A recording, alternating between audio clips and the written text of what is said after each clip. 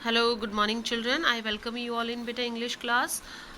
Yesterday we had completed the topic poster. हमने topic जो है पोस्टर कंप्लीट कर लिया था. Today we will start a new topic that is advertisements. ठीक है, advertisements जो एक नया टॉपिक है वो हम स्टार्ट करेंगे. ठीक है, अब मैंने आपको बताया था कि आपके 5 राइटिंग सेक्शन का जो फर्स्ट क्वेश्चन आता है उसमें 5 टॉपिक्स होते हैं, जिसमें कि notice, poster, advertisements, invitation, replies, ठीक है, एंड आर्गुमेंटेशन. 5 टॉपिक होते हैं. 5 में से कोई भी एनी 2 आएंगे. एनी 2 में से आपको एनी 1 करना है. ठीक है, तो अब बेटा हम एडवर्टीजमेंट शुरू करेंगे. एडवर्टीजमेंट का मतलब मेरे ख्याल से आपके लिए सबके लिए नोन है, अननोन चीज़ नहीं है. एडवर्टीजमेंट का मतलब होता है विज्ञापन. विज्ञापन सभी जानते हैं कि विज्ञापन क्या होते हैं. ठीक है, एडवर्टीजमेंट हम टीवी वगैरह के अंदर भी देखते हैं, होर्डिंग्स वगैरह पर बाहर लगे हुए भी देखते हैं, पेपर वगैरह के अंदर भी एडवर्टीजमेंट्स आते हैं. ठीक है, तो अब देखो there are 2 types of advertisement. Advertisement जो होते हैं वो 2 तरीके के होते हैं.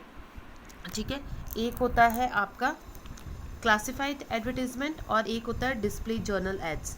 क्लासिफाइड एडवर्टीजमेंट वो होता है जो कि पेपर वगैरह के अंदर आता है, छपता है. ठीक है, और डिस्प्ले वाले जो आपने देखे होंगे होर्डिंग्स वगैरह पर लगे हुए होते हैं. ठीक है, ये जो भी जर्नल एड्स वगैरह टीवी वगैरह के अंदर देखते हैं वो है. अब हमारे सिलेबस में बेटा जो है वो क्लासिफाइड एडवर्टीजमेंट है. ठीक है, is written by an employee who is looking for the service of a person in his organization or to sell, purchase, rent any property or for any other purpose.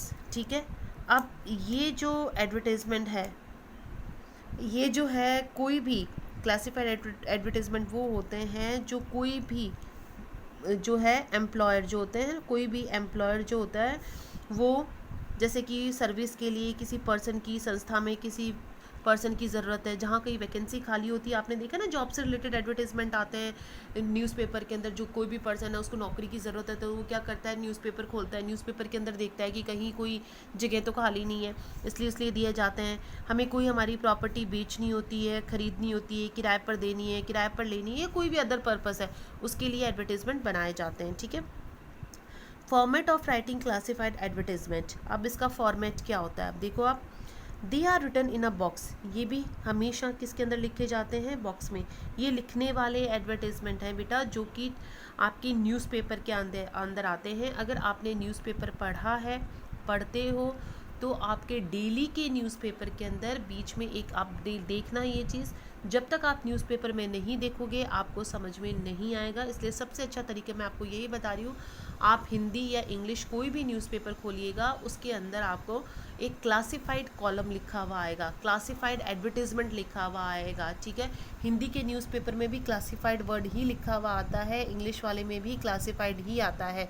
Classified विज्ञापन या classified advertisement लिखा हुआ आता है. उसमें देखना छोटे से कॉलम बने हुए होते हैं, जिसके अंदर प्रॉपर्टी का आता है, ख़रीदना बेचना आता है, जिसके अंदर नौकरी से रिलेटेड आवश्यकता, अपॉइंटमेंट का कॉलम आता है. ठीक है, कोई और भी कोचिंग इसके आते हैं, आपके ब्यूटी, फिटनेस, ये सारे आते हैं. ठीक है, तो वही एडवर्टीजमेंट होते हैं. हमेशा इनको बॉक्स में लिखा जाता है. They are categorised into columns according to different classes. इनको हमेशा जो है अलग अलग, जिसका भी एडवर्टीजमेंट होगा उसको अलग अलग कॉलम के द्वारा बनाया जाता है. The category is stated at the top. अब एडवर्टीजमेंट किसके लिए बनाया जा रहा है वो सबसे ऊपर लिखा जाता है. भाई ये एडवर्टीजमेंट किसके बारे में है वो सबसे ऊपर लिखा जाता है. ठीक है, इसका मतलब होता है heading. They are written in a short phrases और वर्ड्स. इसमें बड़े बड़े सेंटेंसेस का यूज़ नहीं करते हैं, बिल्कुल शॉर्ट के अंदर 50 वर्ड्स में ही हमें कंप्लीट इन्फॉर्मेशन देनी होती है. बड़े ही छोटे छोटे सेंटेंसेस का, वर्ड्स का यूज़ कर लिखा जाता है. क्योंकि जब भी न्यूज़पेपर में एडवर्टीजमेंट हम देते हैं तो हमेशा न्यूज़पेपर के अंदर उसमें वर्ड्स के अकॉर्डिंग पैसे लगते हैं, इसलिए बहुत शॉर्ट के अंदर एडवर्टीजमेंट लिखा जाता है. The language used is simple, factual and formal. इसमें जिस भाषा का, जो लैंग्वेज का यूज़ करा जाता है बहुत सिंपल से लैंग्वेज का यूज़ करा जाता है, बिल्कुल फैक्चुअल, जो फैक्ट्स के ऊपर, फैक्चुअल का मतलब फैक्ट्स, सच्चाई पर आधारित, और फॉर्मल, औपचारिक भाषा का यूज़ लिया जाता है. ठीक है, all the relevant information is written. जितनी भी ज़रूरी इन्फॉर्मेशन होती है वो सारी लिखी जाती है. Contact name, address is also given. इसके अंदर किस पर्सन से कांटेक्ट करना है, उसका एड्रेस क्या है, उसका फ़ोन नंबर क्या है, ईमेल आईडी क्या है, ये सारी चीज़ें भी लिखी जाती है। मान लो कि हमें कोई प्रॉपर्टी बेचनी है, घर बेचना है, फ्लैट बेचना है, तो हम सारी चीज़ें दे देंगे, ये फ्लैट यहाँ पर है, ये है, लेकिन कांटेक्ट किससे करना है वो चीज़ भी लिखी जाएगी। You must not cross 50 words, 50 word जो वर्ड लिमिट है उसको क्रॉस नहीं करना है। Do not write unnecessary words as you are charge of per word, इसमें बिना फालतू के कोई वर्ड्स नहीं लिखे जाते हैं क्योंकि एक एक वर्ड का इसमें पैसा लगता है, चार्जेस लगते हैं। अब हमारे यहाँ तो कोई चार्जेस नहीं लग रहे, बट हमें अकॉर्डिंग टू फॉर्मेट ही चलना है, न्यूज़पेपर वाला अकॉर्डिंग फॉर्मेट जो है उसी के अकॉर्डिंग चलना है। ठीक है बेटा, तो ये इसका फॉर्मेट है। अब देखो कितने तरीके के एडवर्टीजमेंट्स होते हैं। अब मेन क्लासिफाइड एडवर्टीजमेंट्स कौन कौन से होते हैं। सेल एंड परचेज, सेल का मतलब क्या होता है, बेचना, परचेज का मतलब होता है खरीदना, खरीदना बेचने के एडवर्टीजमेंट। ये कोई भी प्रॉपर्टी हो सकता है, ठीक है, जिसमें प्लॉट हो गया, घर हो गया, फ्लैट हो गया, कोई भी प्रॉपर्टी बेचना खरीदना, कोई भी गाड़ी, टू व्हीलर बाइक हो गई, कार हो गई, खरीदना बेचना, कोई भी घरेलू चीज़ें हो गई जैसे कि रेफ्रिजरेटर हो गया, फ्रिज हो गया, टीवी हो गया, खरीदना या बेचना, उसके लिए भी न्यूज़पेपर में एडवर्टीजमेंट दिए जाते हैं। दूसरा आता है सिचुएशन वैकेंट, ये नौकरी से रिलेटेड होता है, ठीक है, जिसमें कि कोई भी ऑर्गेनाइजेशन के अंदर जब जॉब के लिए वैकेंसी खाली होती है तो उसके लिए दिया जाता है अपॉइंटमेंट के लिए। ठीक है।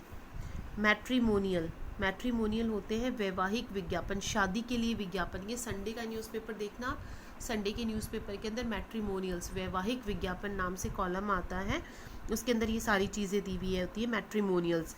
इसके अंदर मतलब ब्राइट का मतलब होता है वधू, दुल्हन, ग्रूम का मतलब होता है वर, दूल्हा, ठीक है, वर चाहिए, वधू चाहिए, ये आता है उसके अंदर। ठीक है।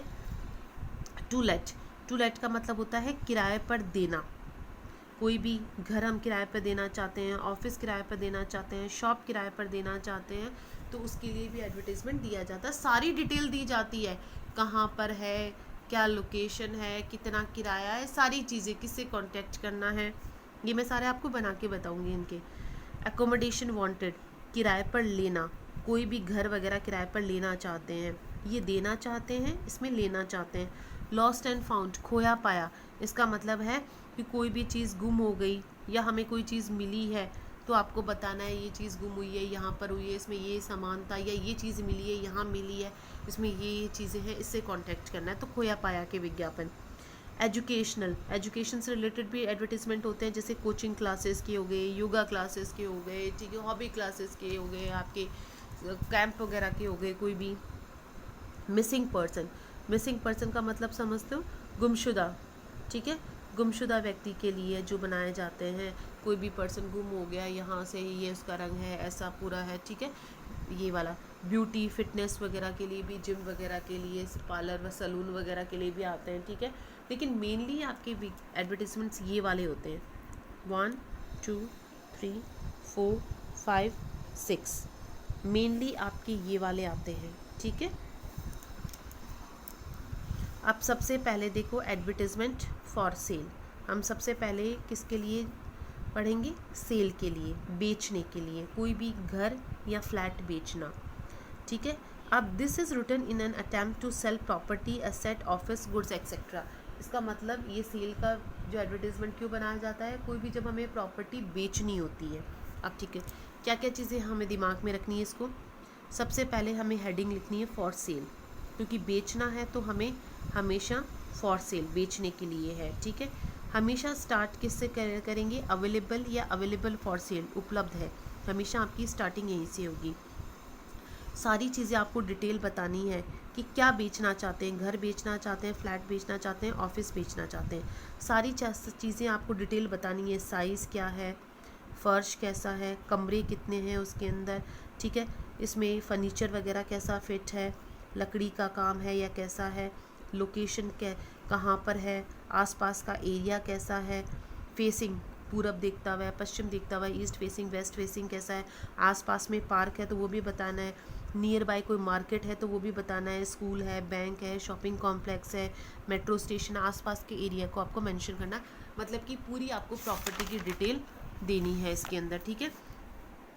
फिर इस पर लोन हो सकता है या नहीं हो सकता है, जेडी अप्रूव्ड है या नहीं है, ठीक है। अब यूज़ द वर्ड्स एरी, अब आपको ऐसे ऐसे वर्ड्स का यूज़ लेना है इसके अंदर लिखते वक्त, क्योंकि घर के लिए बना रहे हैं फ्लैट वगैरह। एरी, एरी का मतलब हवादार है, वेल वेंटिलेटेड है, अच्छे से रोशनी वगैरह है होती है इसके अंदर, न्यूली कंस्ट्रक्टेड, नया बना हुआ है, फुल्ली फर्निश्ड, पूरा फर्नीचर वगैरह लगा हुआ है। फिर प्राइस कितनी है, किससे कांटेक्ट करना है, उसका नेम क्या है, फ़ोन नंबर क्या है, एक्सेट्रा, ये सारी चीज़ें होती हैं, ठीक है। तो बेटा आज ये मैं आपको एक सेल का जो है वो एग्जाम्पल बताती हूँ, देख, ठीक है। You want to sell your flat at 15A Nehru Nagar, Jaipur. Draft an advertisement not more than 50 words giving all necessary details to be published in local newspaper in the classified column. You are Sneha Shravan. इसका मतलब है आप एक अपना flat बेचना चाहते हो, ये एड्रेस है उसका, नेहरू नगर जयपुर में है। आपको उसके लिए एडवर्टीज़मेंट तैयार करना है, जितनी ज़रूरी इन्फॉर्मेशन है वो सारी देनी है। न्यूज़पेपर के अंदर ये एडवर्टीज़मेंट आपको छपवाना है, आपका नाम स्नेहा या श्रवण है। अब देखो ये इसका फॉर्मेट होगा, इस तरीके से हम एक बॉक्स बनाएंगे, ठीक है। इस तरीके से हम एक जो है बॉक्स बनाएंगे। सबसे पहले हेडिंग लिखेंगे फॉर सेल या फ्लैट फॉर सेल, केवल ओनली फॉर सेल, एक ही चीज़ लिखना है बेटा, दोनों नहीं लिख के, दोनों मैंने केवल आपको समझाने के लिए लिखा है। या तो आप फॉर सेल लिख दो, या जो चीज़ बेचना चाहते हो, flat for sale, house for sale, car for sale, ठीक है। अब मैंने कहा अवेलेबल से शुरुआत करनी है।